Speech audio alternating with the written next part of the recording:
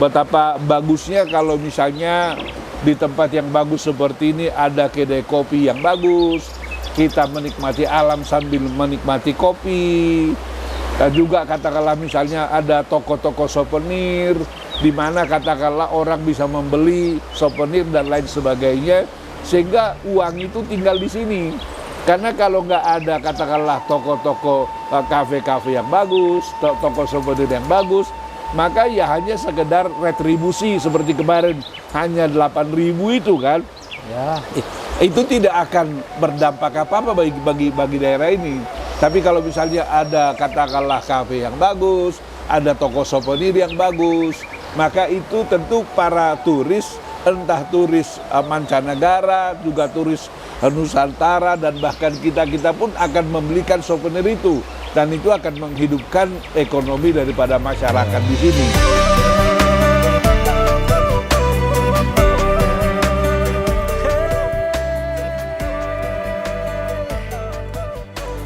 Mau tahu bagaimana nikmatnya berada di suasana Samosir? Ayo ikut saya.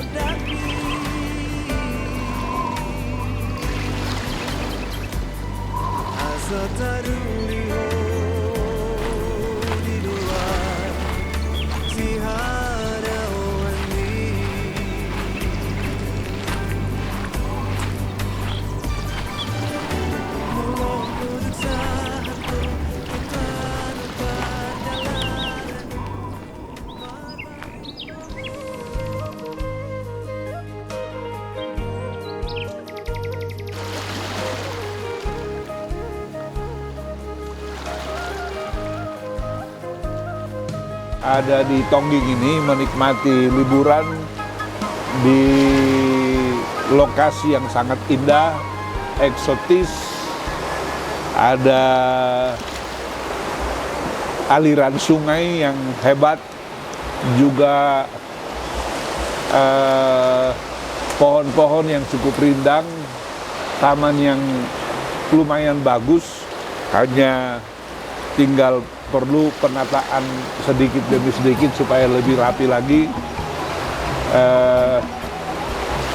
sehingga ketika orang datang ke sini bakal liburan berhari-hari di sini akan betul-betul menikmati suasana yang indah ini.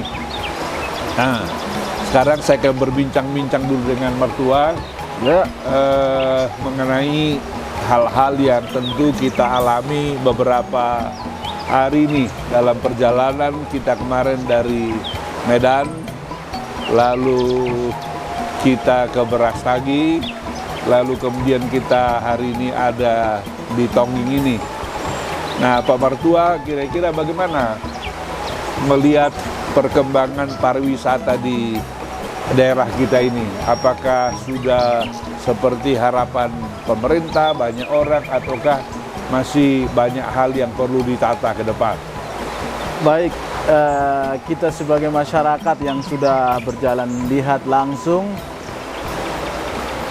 sejak kita turun dari Medan itu jalan Medan Kabanjahe itu sangat bagus. Sayangnya Kabanjahe menuju Tongging ini jalannya sangat tidak mendukung. Kurang bagus masalahnya. Nah, secara penataan saya pikir daerah kita Danau Toba ini tidak perlu banyak sentuhan, hanya perlu bagaimana supaya ini bisa disebarluaskan ke berbagai macam negara. Karena secara alamiah daerah kita pinggiran Danau Toba ini cukup luar biasa indahnya. Harapannya ya Menteri Pariwisata dan orang-orang yang bergelut di dalamnya boleh semakin gencar mempromosikan daerah kita Danau Toba yang tercinta ini. Nah itu Pak. Betul, jadi memang kalau kita lihat dari sisi alam dan juga katakanlah kontur-kontur gunung-gunung, bukit-bukit dan danaunya itu sudah sangat luar biasa. Hanya memang betul infrastrukturnya yang masih pertama pemerintah perlu tingkatkan karena jalannya ke sini cukup kecil. Harus waspada karena jalan betul-betul hanya bisa dilalui 2 mobil kecil. Jadi kalau kita berpapasan dengan mobil besar, truk-truk pembawa sayur mayur, kita harus ekstra hati-hati karena jalannya cukup kecil. Karena itu yang betul harapan masyarakat supaya pemerintah bisa memperluas jalannya dan juga tentu lubang-lubang ditambal supaya tidak menimbulkan celaka. Begitulah kira-kira. Sekarang bagaimana dengan keramahan masyarakatnya secara umum sebetulnya? Karena kalau kita lihat kan salah satu kunci sukses dari pariwisata adalah keramahan dari masyarakatnya. Bagaimana mereka menyapa para turis dan juga melayani para turis dalam rumah makan, restoran, dan lain sebagainya. Bagaimana kira-kira Pak Martua melihat itu? Ini sangat menarik karena kita tentu saja sudah menyaksikan bagaimana kehadiran kita tadi malam. Begitu kita masuk ke daerah Tongging, ada pemungutan semacam retribusi. Nah kita sih nggak keberatan, fine-fine aja dengan harga yang tidak mahal tentunya. Hanya sekitar 8.000 aja ya per orang. Sayangnya begini, walau tidak begitu mahal, mereka yang melayani di pos-pos yang sudah ditentukan, mereka tentu harus lebih ramah, harus lebih bersikap humanis agar setiap tamu-tamu pendatang, bayangkan kalau orang Batak sih oke-oke aja, udah biasa dengan gaya-gaya yang begitu strong. Hanya kita kan butuh turis yang di luar kita. Nah mereka itu orangnya berbagai macam karakter lah.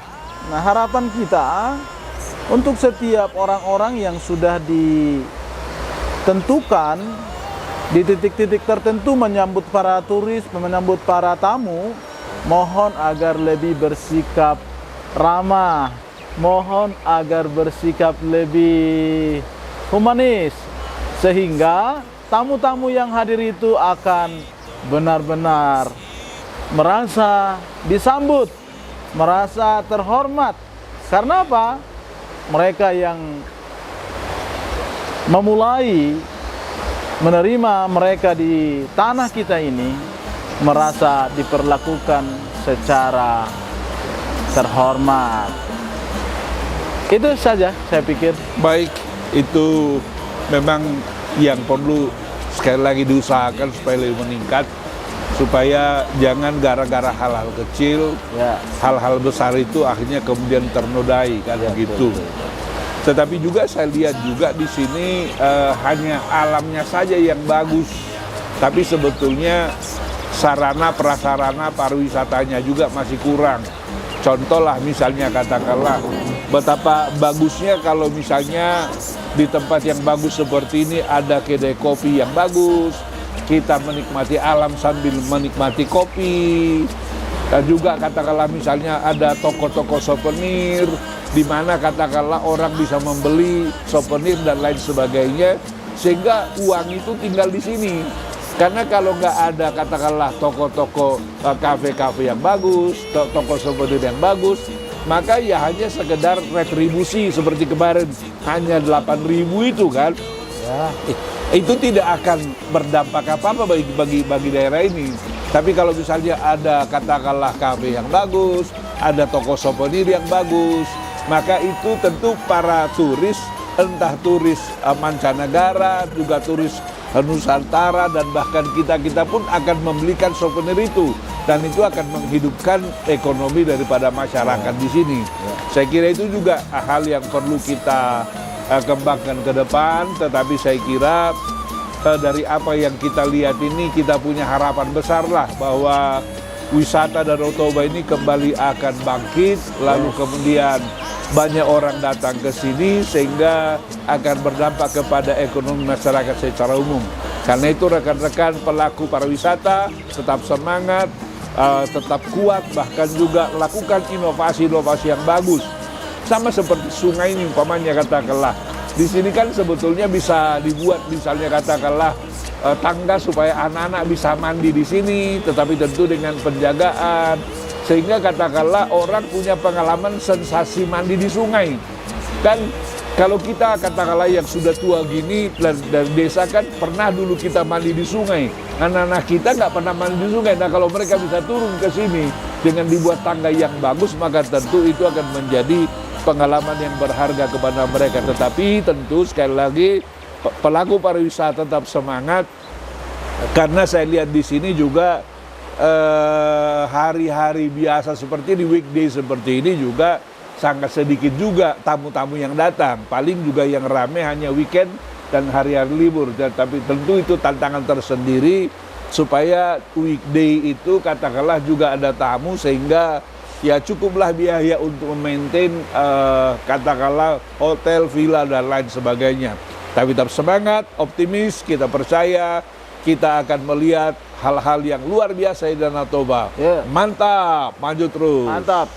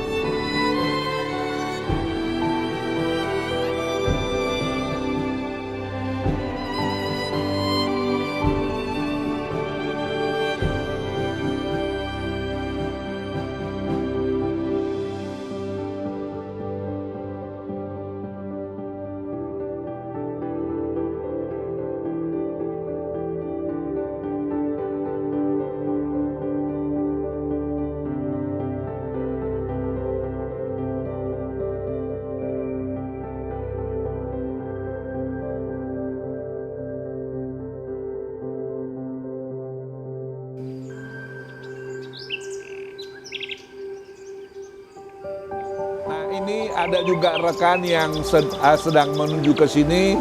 Beliau ini juga dari daerah lain dari Jakarta. Beliau ini adalah seorang pejabat pemerintah tadinya, tapi sekarang sudah pensiun, dan dia sedang juga menikmati wisata Danau Toba ini. Nah, kita akan dengarkan kesan-kesan beliau, bagaimana kesannya mengenai wisata Danau Toba ini. Selamat pagi, selamat Pak pagi. Leader. Mari Yo. kita duduk ngobrol-ngobrol dulu di sini. Iya. Nah, di situ aja supaya view-nya lebih bagus lagi ya. Sudah berapa kali Pak Leader datang ke Danau Toba ini? Kalau ke Danau Toba ya sering, tapi kalau ke tempat ini baru 1 kali nih. Oh, ini baru kali datang ke Tongging ya? Iya, ke Tongging. Bagaimana kesannya melihat Tongging ini? Kalau saya melihat alamnya luar biasa, ya, pemandangan dari segi wisata menjanjikan, Ya, ya. Cuma bagaimana perawatannya itu yang harus kita jaga, ya.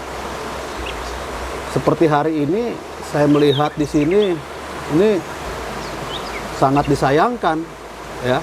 Semalam kita masuk, ya harusnya disambut, bagaimana begitu. Tapi cara mereka untuk menyambut tamu, kalau orang bilang kan tamu itu raja, ya, ya harusnya disambut bagaimana, ya. Tapi ini tidak, pelayanannya pun ya seadanya aja ya. seadanya. Saya kalau di Jawa itu jadi kayak warteg jadinya, gitu. Sangat disayangkan.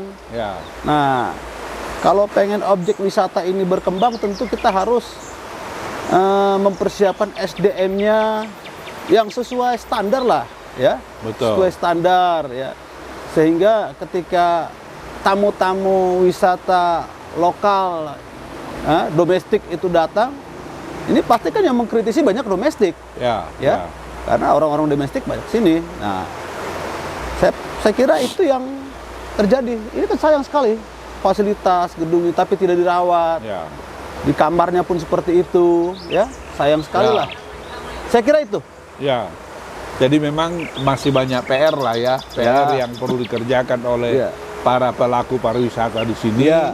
Termasuk juga seperti saya katakan tadi juga PR pemerintah untuk memperluas jalan sehingga jalan akses kemari yang sangat sempit, dan juga ada lubang-lubang di mana-mana, itu adalah merupakan PR. Oh iya. Tapi juga pelaku pariwisatanya juga ada PR-nya untuk meningkatkan servis sehingga katakanlah para wisatawan datang ke sini dengan sukacita dan menikmati sekali lagi alam yang sangat indah ini. Memang ini harapan kita ke depan supaya betul-betul pariwisata Danau Toba bangkit lagi seperti zaman keemasannya di era 90-an, kan gitu kan, 90-an. Bangkit lagi sehingga katakanlah masyarakat juga jadi sejahtera oleh karena dampak ekonomi yang karena pariwisata ini. Iya. Nah, ini juga teman lain lagi datang, ini Ronald Nababan.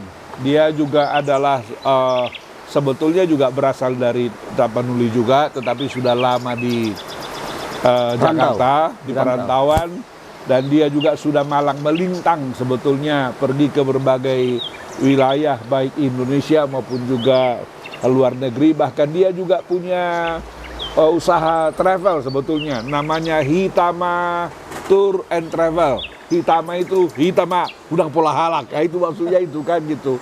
Itu adalah sebuah harapan tentu supaya kita saling mendukung, saling menyemangati. Nah sekarang bagaimana Pak Ronald lihat daerah ini? Apakah bagaimana kesannya melihat daerah ini setelah ada di sini dari semalam sampai hari ini?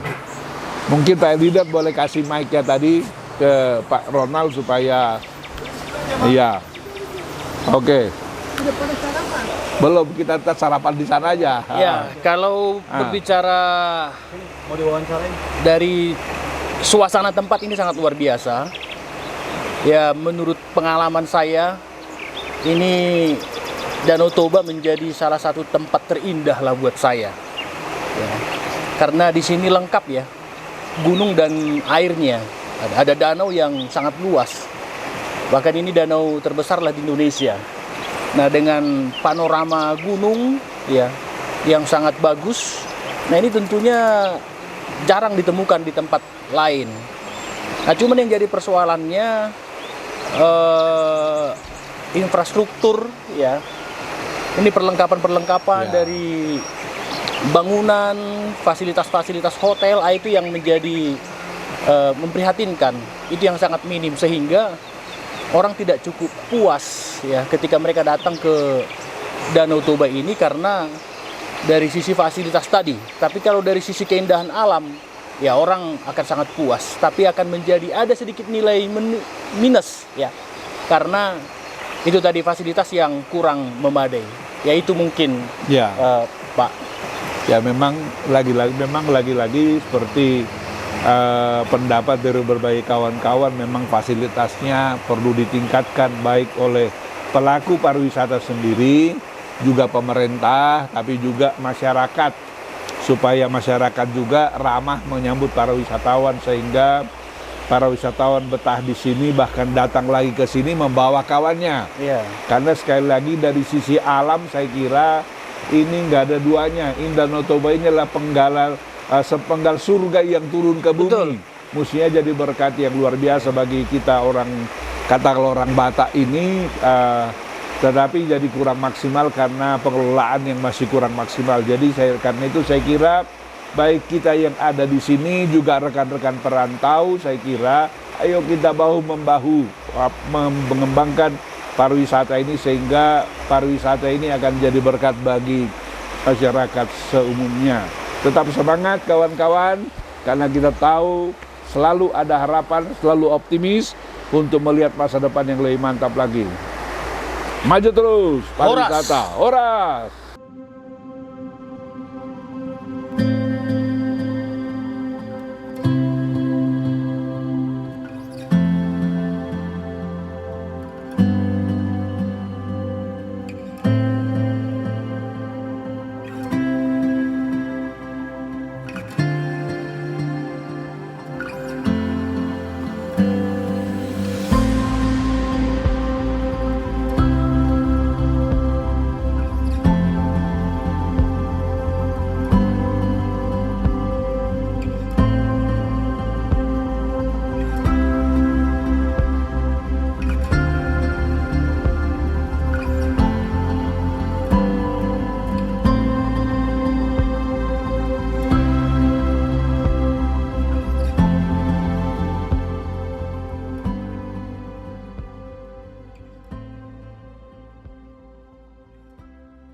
Sore ini ada di Meat, menyaksikan sunset yang luar biasa ternyata di sini. Biasanya kita datang ke sini pagi atau siang hari menyaksikan bukit sekitaran Danau Toba dan juga pantai yang ada di Meat yang sangat indah. Tapi ternyata juga sangat indah juga kalau didatangi sore hari. Karena sore hari kita bisa lihat sunset di sini yang sangat bagus teman-teman, dengan latar belakang pohon pinus dan juga latar belakang pulau-pulau yang ada di sekitarnya. Ternyata Meat ini juga luar biasa, dan Meat ini lagi-lagi teman-teman, ini nggak jauh, ini dari Bandara Silangit paling juga hanya 20 menit. Jadi teman-teman kalau dari Bandara Silangit mau ke Balige, ke Parapat dan lain sebagainya bisa melewati Meat ini. Memang fasilitasnya belum terlalu ada, hanya ada satu warung kecil di sini yang menjual katakanlah minuman-minuman ringan. Biasanya ada tukang bakso atau tukang sate di sini, tapi selebihnya nggak ada. Tetapi pemandangannya ini luar biasa teman-teman. Jalannya memang agak kecil turun ke sini, tetapi daerah ini bagus sekali lah gitu teman-teman. Teman-teman bisa datang ke sini yang hanya 20 menit dari Bandara Silangit menuju ke Balige. Jadi teman-teman dari Bandara Silangit mampirlah ke Meat, pemandangannya luar biasa, lalu kemudian lanjutkan ke Balige, bisa menyusuri pantai juga. Jadi selain jalan yang biasa kita lewat itu, ada jalan menyusuri pantai, itu juga pemandangannya bagus sekali. Bisa lihat Tarabunga juga bagus sekali teman-teman. Lalu nanti dari situ bisa menyusur pantai sampai ke Balige. Ini sebuah tempat yang luar biasa. Saya kira ini pengalaman baru menyaksikan sunset di tempat ini. Tapi pagi juga bagus, siang juga bagus tempat ini teman-teman. Ayo saksikan dan terus dukung pariwisata Danau Toba supaya Danau Toba menjadi berkat bagi orang Toba tentu. Kita terus kembangkan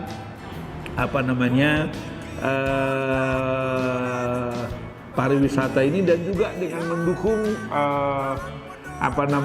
kawan-kawan UMKM di sini dengan membeli produk-produk sini. Teman-teman juga mungkin saya sampaikan bahwa di bandara kami juga punya warung di situ dan juga resto teman-teman, namanya PT TNN. Saya di situ jadi komisarisnya. Teman-teman juga bisa membeli di situ produk-produk UMKM dari Tapanuli supaya masyarakat bisa terus ditolong dan diberkati oleh Tuhan. Sekali lagi, dukung pariwisata Danau Toba, dukung UMKM Danau Toba supaya mereka menjadi masyarakat yang sejahtera dan makmur seperti kita juga semuanya diberkati oleh Tuhan. Maju terus dan saksikan terus video ini. Mantap!